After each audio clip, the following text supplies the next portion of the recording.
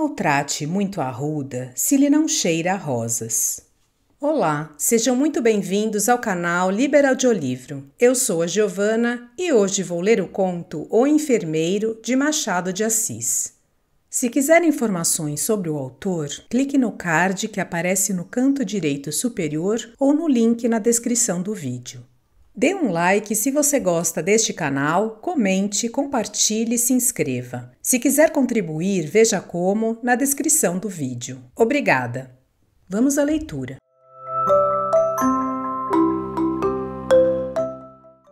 Parece-lhe então que o que se deu comigo em 1860 pode entrar numa página de livro? Vá que seja, com a condição única de que não há de divulgar nada antes da minha morte. Não esperará muito, pode ser que 8 dias, se não for menos. Estou desenganado. Olhe, eu podia mesmo contar-lhe a minha vida inteira, em que há outras coisas interessantes, mas para isso era preciso tempo, ânimo e papel, e eu só tenho papel. O ânimo é frouxo e o tempo assemelha-se à lamparina de madrugada. Não tarda o sol do outro dia, um sol dos diabos, impenetrável como a vida. Adeus, meu caro senhor, leia isto e queira-me bem. Perdoe-me o que lhe parecer mal e não maltrate muito a arruda se lhe não cheira a rosas. Pediu-me um documento humano. Ei-lo aqui.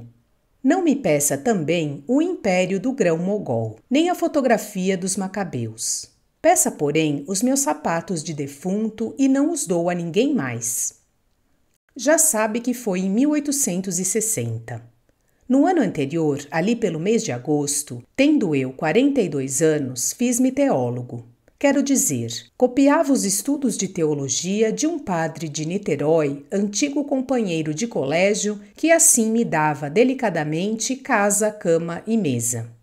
Naquele mês de agosto de 1859, recebeu ele uma carta de um vigário de certa vila do interior, perguntando se conhecia pessoa entendida, discreta e paciente que quisesse ir servir de enfermeiro ao coronel Felisberto, mediante um bom ordenado. O padre falou-me, aceitei com ambas as mãos. Estava já enfarado de copiar citações latinas e fórmulas eclesiásticas. Vim à corte despedir-me de um irmão e segui para a vila. Chegando à vila, tive más notícias do coronel. Era homem insuportável, estúrdio, exigente, ninguém o aturava, nem os próprios amigos. Gastava mais enfermeiros que remédios. A 2 deles quebrou a cara. Respondi que não tinha medo de gente sã, menos ainda de doentes. E depois de entender-me com o vigário, que me confirmou as notícias recebidas e me recomendou mansidão e caridade, segui para a residência do coronel. Achei-o na varanda da casa, estirado numa cadeira, bufando muito. Não me recebeu mal. Começou por não dizer nada. Pôs em mim 2 olhos de gato que observa. Depois, uma espécie de riso maligno alumiou-lhe as feições, que eram duras. Afinal, disse-me que nenhum dos enfermeiros que tivera prestava para nada. Dormiam muito, eram respondões e andavam ao faro das escravas. 2 eram até gatunos. Você é gatuno? Não, senhor. Em seguida, perguntou-me pelo nome. Disse-lhe e ele fez um gesto de espanto. Colombo? Não, senhor. Procópio José Gomes Valongo. Valongo? Achou que não era nome de gente e propôs chamar-me tão somente Procópio, ao que respondi que estaria pelo que fosse de seu agrado. Conto-lhe esta particularidade não só porque me parece pintá-lo bem, como porque a minha resposta deu de mim a melhor ideia ao coronel. Ele mesmo o declarou ao vigário, acrescentando que eu era o mais simpático dos enfermeiros que tivera. A verdade é que vivemos uma lua de mel de 7 dias. No 8º dia, entrei na vida dos meus predecessores. Uma vida de cão, não dormir, não pensar em mais nada, recolher injúrias e às vezes rir delas com um ar de resignação e conformidade. Reparei que era um modo de lhe fazer corte. Tudo impertinências de moléstia e do temperamento. A moléstia era um rosário delas, padecia de aneurisma, de reumatismo e de 3 ou 4 afecções menores. Tinha perto de 60 anos e desde os 5 toda a gente lhe fazia vontade. Se fosse só rabugento, vá, mas ele era também mau, deleitava-se com a dor e a humilhação dos outros. No fim de 3 meses estava farto de o aturar. Determinei vir embora. Só esperei ocasião. Não tardou a ocasião. Um dia, como lhe não desse a tempo uma fomentação, pegou da bengala e atirou-me 2 ou 3 golpes. Não era preciso mais. Despedi-me imediatamente e fui aprontar a mala. Ele foi ter comigo ao quarto, pediu-me que ficasse, que não valia a pena zangar por uma rabugice de velho. Instou tanto que fiquei. Estou na dependura, Procópio, dizia-me ele à noite. Não posso viver muito tempo. Estou aqui, estou na cova. Você há de ir ao meu enterro, Procópio. Não o dispenso por nada. Há de ir, há de rezar ao pé da minha sepultura. Se não for, acrescentou rindo, eu voltarei de noite para lhe puxar as pernas. Você crê em almas de outro mundo, Procópio? Qual o quê? E por que é que não há de crer, seu burro? Redarguiu vivamente, arregalando os olhos. Eram assim as pazes, imagine a guerra. Coibiu-se das bengaladas, mas as injúrias ficaram as mesmas, se não piores. Eu, com o tempo, fui calejando e não dava mais por nada. Era burro, camelo, pedaço d'asno, idiota, moleirão, era tudo. Nem ao menos havia mais gente que recolhesse uma parte desses nomes. Não tinha parentes. Tinha um sobrinho que morreu tísico em fins de maio ou princípios de julho, em Minas. Os amigos iam por lá às vezes aprová-lo, aplaudi-lo e nada mais. 5, 10 minutos de visita. Restava eu. Era eu sozinho para um dicionário inteiro. Mais de uma vez resolvi sair, mas instado pelo vigário ia ficando. Não só as relações foram se tornando melindrosas, mas eu estava ansioso por tornar à corte. Aos 42 anos, não é que havia de acostumar-me à reclusão constante, ao pé de um doente bravio no interior. Para avaliar o meu isolamento, basta saber que eu nem li os jornais. Salvo alguma notícia mais importante que levavam ao coronel, eu nada sabia do resto do mundo. Entendi, portanto, voltar para a corte na primeira ocasião, ainda que tivesse de brigar com o vigário. Bom é dizer, visto que faço uma confissão geral, que nada gastando e tendo guardado integralmente os ordenados, estava ansioso por vir dissipá-los aqui. Era provável que a ocasião aparecesse. O coronel estava pior, fez testamento, descompondo o tabelião, quase tanto como a mim. O trato era mais duro, os breves lapsos de sossego e brandura faziam-se raros. Já por esse tempo tinha eu perdido a escassa dose de piedade que me fazia esquecer os excessos do doente. Trazia dentro de mim um fermento de ódio e aversão. No princípio de agosto resolvi definitivamente sair. O vigário e o médico, aceitando as razões, pediram-me que ficasse algum tempo mais. Concedi-lhes 1 mês. No fim de 1 mês viria embora, qualquer que fosse o estado do doente. O vigário tratou de procurar-me substituto. Vai ver o que aconteceu. Na noite de 24 de agosto, o coronel teve um acesso de raiva, atropelou-me, disse-me muito nome cru, ameaçou-me de um tiro e acabou atirando-me um prato de mingau que achou frio. O prato foi cair na parede, onde se fez em pedaços. Hás de pagá-lo, ladrão, bradou ele. Resmungou ainda muito tempo. Às 11 horas passou pelo sono. Enquanto ele dormia, saquei um livro do bolso, um velho romance d'Alincourt, traduzido, e pus-me a lê-lo no mesmo quarto, a pequena distância da cama. Tinha de acordá-lo à meia-noite para lhe dar o remédio. Ou fosse de cansaço ou do livro, antes de chegar ao fim da 2ª página, adormeci também. Acordei aos gritos do coronel e levantei-me estremunhado. Ele, que parecia delirar, continuou nos mesmos gritos e acabou por lançar mão da moringa e arremessá-la contra mim. Não tive tempo de desviar-me. A moringa bateu-me na face esquerda e tal foi a dor que não vi mais nada. Atirei-me ao doente, pus-lhe as mãos ao pescoço, lutamos e esganei-o. Quando percebi que o doente expirava, recuei aterrado e dei um grito, mas ninguém me ouviu. Voltei à cama, agitei-o para chamá-lo à vida, era tarde. Arrebentara o aneurisma e o coronel morreu. Passei a sala contígua e durante 2 horas não ousei voltar ao quarto. Não posso mesmo dizer tudo o que passei durante esse tempo.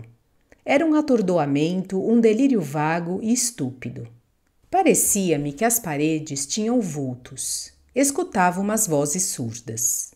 Os gritos da vítima, antes da luta e durante a luta, continuavam a repercutir dentro de mim e o ar, para onde quer que me voltasse, aparecia recortado de convulsões.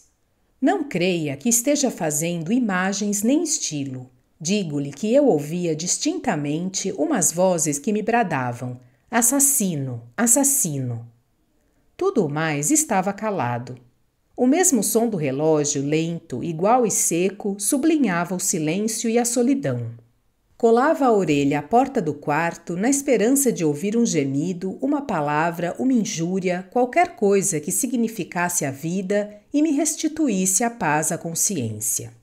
Estaria pronto a apanhar das mãos do coronel 10, 20, 100 vezes. Mas nada, tudo calado. Voltava a andar à toa na sala, sentava-me, punha as mãos na cabeça, arrependia-me de ter vindo. Maldita a hora em que aceitei semelhante coisa, exclamava. E descompunha o padre de Niterói, o médico, o vigário, os que me arranjaram um lugar e os que me pediram para ficar mais algum tempo. Agarrava-me à cumplicidade dos outros homens. Como o silêncio acabasse por aterrar-me, abri uma das janelas para escutar o som do vento se ventasse. Não ventava. A noite ia tranquila, as estrelas fulguravam com a indiferença de pessoas que tiram o chapéu ao enterro que passa e continuam a falar de outra coisa.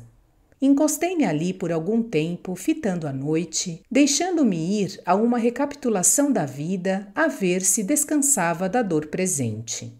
Só então posso dizer que pensei claramente no castigo.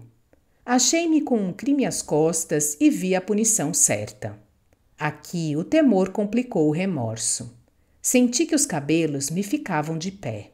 Minutos depois, vi 3 ou 4 vultos de pessoas no terreiro espiando com um ar de emboscada. Recuei, os vultos esvaíram-se no ar. Era uma alucinação.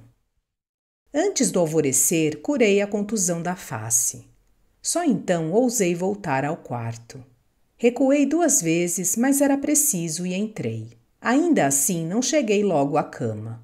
Tremiam-me as pernas, o coração batia-me. Cheguei a pensar na fuga, mas era confessar o crime e, ao contrário, urgia fazer desaparecer os vestígios dele. Fui até a cama.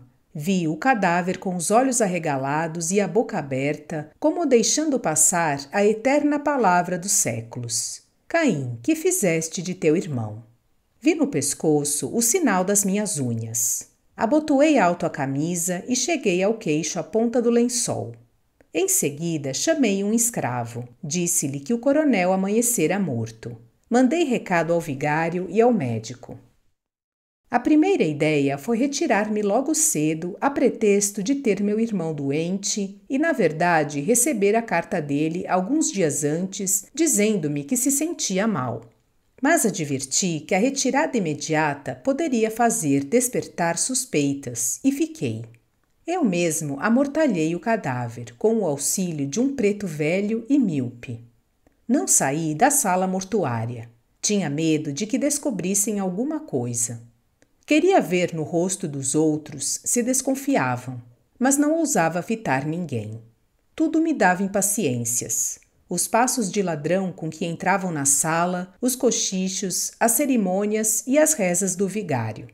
Vindo a hora, fechei o caixão com as mãos trêmulas, tão trêmulas que uma pessoa que reparou nelas disse a outra com piedade: "Coitado do Procópio.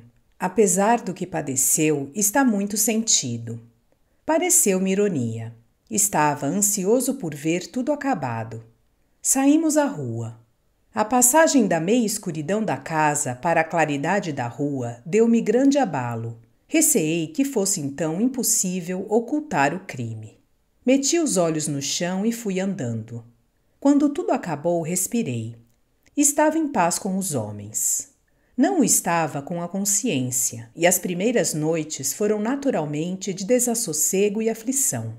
Não é preciso dizer que vim logo para o Rio de Janeiro, nem que vivi aqui aterrado, embora longe do crime. Não ria, falava pouco, mal comia, tinha alucinações, pesadelos. Deixa lá o outro que morreu, diziam-me. Não é caso para tanta melancolia. E eu aproveitava a ilusão, fazendo muitos elogios ao morto, chamando-lhe boa criatura, impertinente é verdade, mas um coração de ouro. E elogiando, convencia-me também, ao menos por alguns instantes. Outro fenômeno interessante e que talvez lhe possa aproveitar é que, não sendo religioso, mandei dizer uma missa pelo eterno descanso do coronel na Igreja do Sacramento. Não fiz convites, não disse nada a ninguém. Fui a ouvi-la sozinho e estive de joelhos todo o tempo, persignando-me a miúdo. Dobrei a espórtula do padre e distribuí esmolas à porta, tudo por intenção do finado. Não queria embair os homens. A prova é que fui só. Para completar este ponto, acrescentarei que nunca aludi ao coronel que não dissesse Deus lhe fale n'alma. E contava dele algumas anedotas alegres, rompantes engraçados. 7 dias depois de chegar ao Rio de Janeiro, recebi a carta do vigário que lhe mostrei, dizendo-me que fora achado o testamento do coronel e que eu era o herdeiro universal. Imagine o meu pasmo. Pareceu-me que lia mal. Fui a meu irmão, fui aos amigos, todos leram a mesma coisa. Estava escrito, era eu o herdeiro universal do coronel. Cheguei a supor que fosse uma cilada, mas adverti logo que havia outros meios de capturar-me se o crime estivesse descoberto. Demais, eu conhecia a probidade do vigário, que não se prestaria a ser instrumento. Reli a carta 5, 10, muitas vezes. Lá estava a notícia. Quanto tinha ele? Perguntava-me meu irmão. Não sei, mas era rico. Realmente provou que era teu amigo. Era. Assim, por uma ironia da sorte, os bens do coronel vinham parar às minhas mãos. Cogitei em recusar a herança. Parecia-me odioso receber um vintém do tal espólio. Era pior do que fazer-me esbirro alugado. Pensei nisso 3 dias e esbarrava sempre na consideração de que a recusa podia fazer desconfiar alguma coisa. No fim dos 3 dias, assentei no meio termo. Receberia a herança e dá-la-ia toda aos bocados e às escondidas. Não era só escrúpulo. Era também um modo de resgatar o crime por um ato de virtude. Pareceu-me que ficava assim de contas saldas. Preparei-me e segui para a vila. Em caminho, à proporção que me ia aproximando, recordava o triste sucesso. As cercanias da vila tinham um aspecto de tragédia, e a sombra do coronel parecia-me surgir de cada lado. A imaginação ia reproduzindo as palavras, os gestos, toda a noite horrenda do crime. Crime ou luta? Realmente foi uma luta em que eu, atacado, defendi-me e, na defesa, foi uma luta desgraçada, uma fatalidade. Fixei-me nessa ideia. E balanceava os agravos, punha no ativo as pancadas, as injúrias. Não era culpa do coronel, bem o sabia. Era da moléstia, que o tornava assim, rabugento e até mau. Mas eu perdoava tudo. O pior foi a fatalidade daquela noite. Considerei também que o coronel não podia viver muito mais. Estava por pouco. Ele mesmo o sentia e dizia: viveria quanto? 2 semanas ou 1, pode ser até que menos. Já não era vida, era um molambo de vida, se isto mesmo se podia chamar ao padecer contínuo do pobre homem. E quem sabe mesmo se a luta e a morte não foram apenas coincidentes? Podia ser, era até o mais provável. Não foi outra coisa. Fixei-me também nessa ideia. Perto da vila, apertou-se-me o coração e quis recuar. Mas dominei-me e fui. Receberam-me com parabéns. O vigário disse-me as disposições do testamento, os legados pios, e de caminho ia louvando a mansidão cristã e o zelo com que eu servira ao coronel, que apesar de áspero e duro, soube ser grato. Sem dúvida, dizia eu, olhando para outra parte. Estava atordoado. Toda a gente me elogiava a dedicação e a paciência. As primeiras necessidades do inventário detiveram-me algum tempo na vila. Constituí advogado. As coisas correram placidamente. Durante esse tempo, falava muita vez do coronel. Vinham contar-me coisas dele, mas sem a moderação do padre. Eu defendia-o, apontava algumas virtudes, era austero. Qual austero? Já morreu, acabou, mas era o diabo. E referiam-me casos duros, ações perversas, algumas extraordinárias. Quer que lhe diga? Eu, a princípio, ia ouvindo cheio de curiosidade. Depois entrou-me no coração um singular prazer que eu, sinceramente, buscava expelir. E defendia o coronel, explicava-o, atribuía alguma coisa às rivalidades locais. Confessava, sim, que era um pouco violento. Um pouco? Era uma cobra assanhada, interrompia-me o barbeiro. E todos, o coletor, o boticário, o escrivão, todos diziam a mesma coisa.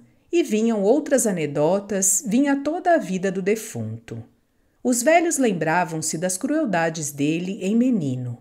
E o prazer íntimo, calado, insidioso, crescia dentro de mim, espécie de tênia moral que, por mais que arrancasse aos pedaços, recompunha-se logo e ia ficando.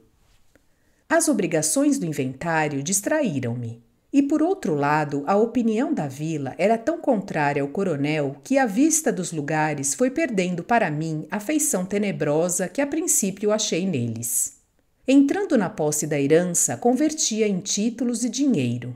Eram então passados muitos meses e a ideia de distribuí-la toda em esmolas e donativos pios não me dominou como da primeira vez. Achei mesmo que era afetação. Restringi o plano primitivo. Distribuí alguma coisa aos pobres, dei à matriz da vila uns paramentos novos, fiz uma esmola à Santa Casa de Misericórdia, etc. Ao todo, 32 contos. Mandei também levantar um túmulo ao coronel, todo de mármore, obra de um napolitano que aqui esteve até 1866 e foi morrer, creio eu, no Paraguai. Os anos foram andando, a memória tornou-se cinzenta e desmaiada. Penso às vezes no coronel, mas sem os terrores dos primeiros dias.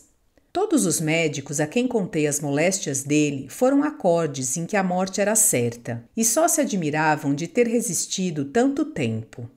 Pode ser que eu, involuntariamente, exagerasse a descrição que então lhes fiz. Mas a verdade é que ele devia morrer, ainda que não fosse aquela a fatalidade. Adeus, meu caro senhor. Se achar que esses apontamentos valem alguma coisa, pague-me também com um túmulo de mármore, ao qual dará por epitáfio esta emenda que faço aqui ao divino sermão da montanha. Bem-aventurados os que possuem, porque eles serão consolados. Desejo que tenham gostado do conto O Enfermeiro, de Machado de Assis. Obrigada por sua companhia e até a próxima leitura.